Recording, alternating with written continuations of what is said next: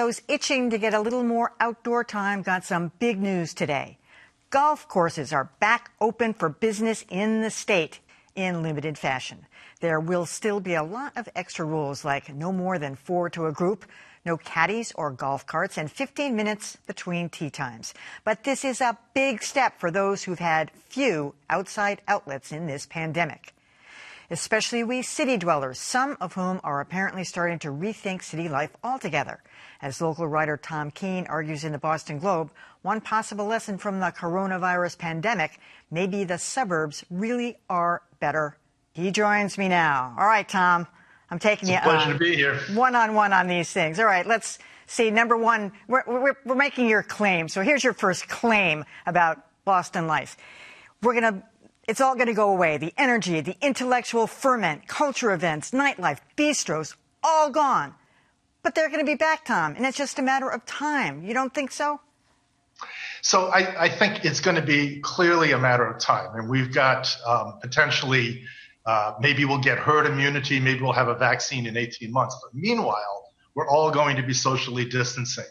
My concern is that even when it's back, one thing we're going to learn out of this pandemic is that there can be another pandemic, and that this is going to be the fear that continues to keep people away from cities. I think that restaurants, we had Steve DiFilippo on the other night, who said that, restaurants already do a lot of the things they're going to be making, like wipe down the tables and the bars in between every customer, and that's going to continue. And he thinks they're going to be able to open with some normalcy. Maybe the servers will be wearing masks.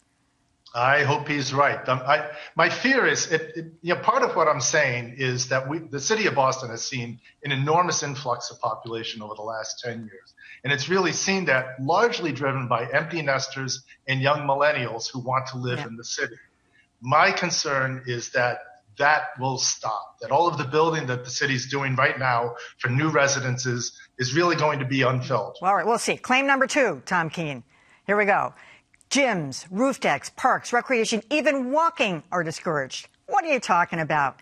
Walking isn't discouraged. Yeah, your roof deck is closed for now. Your roof deck will probably be back up and running in 6 weeks.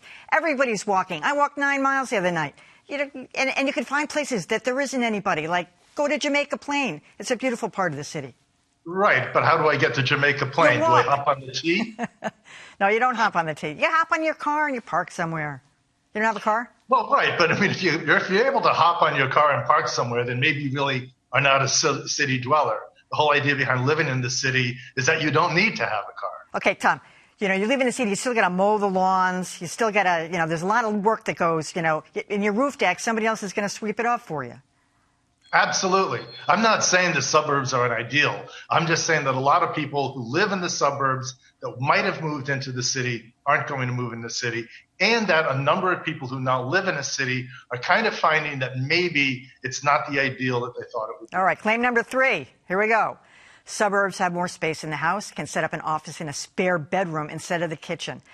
I would work in my kitchen even if I had several spare bedrooms in the city, because the kitchen is where I want to be. I love having my office in the kitchen. That's where I work out of.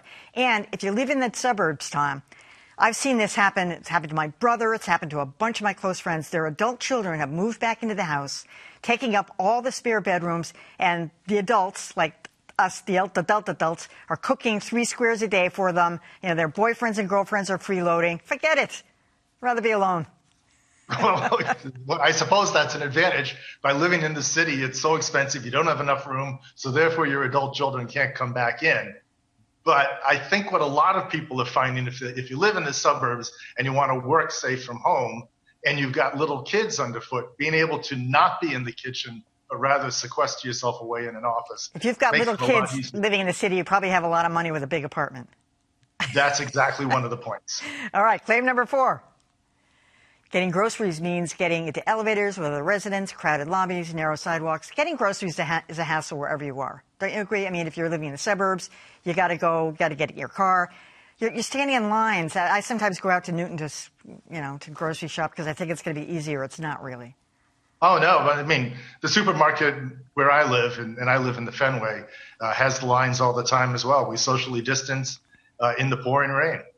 So it's really no difference in the suburb, is it? Except that you can drive there rather than having to walk there that you don't have to take the elevator there and True. so on. That was my point, which is that the density of a city, this is the thing that's so attractive about a city. It's what's core to a city. And yet density is also the thing that I think people are now beginning to fear. I mean, you can't buy as much, but I have found myself,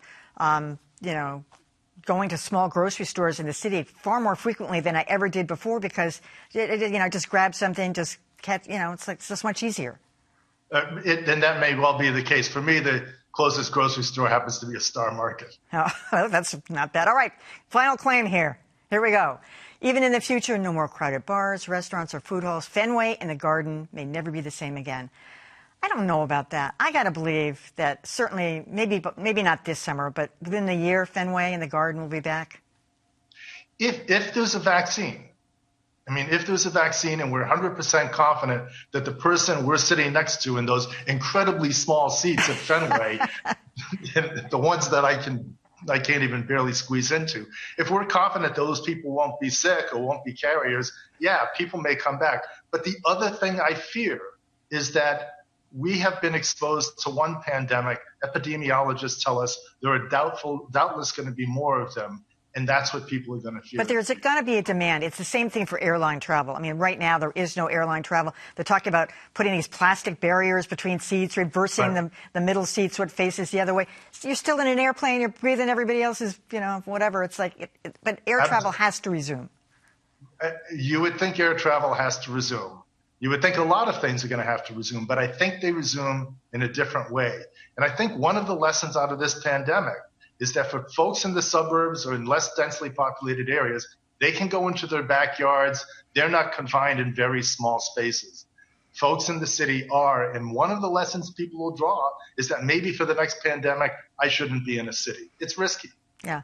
Well, I mean, as you know, a lot of baby boomers have moved into the city, and it's very desirable for all the reasons you've stated all a long time. There's a privilege to living in the city of Boston. I mean, I lived in the suburbs half my life, but living in the city is a privilege, and I don't think I'm ever going to give that up. And I'm not going to let you get me down.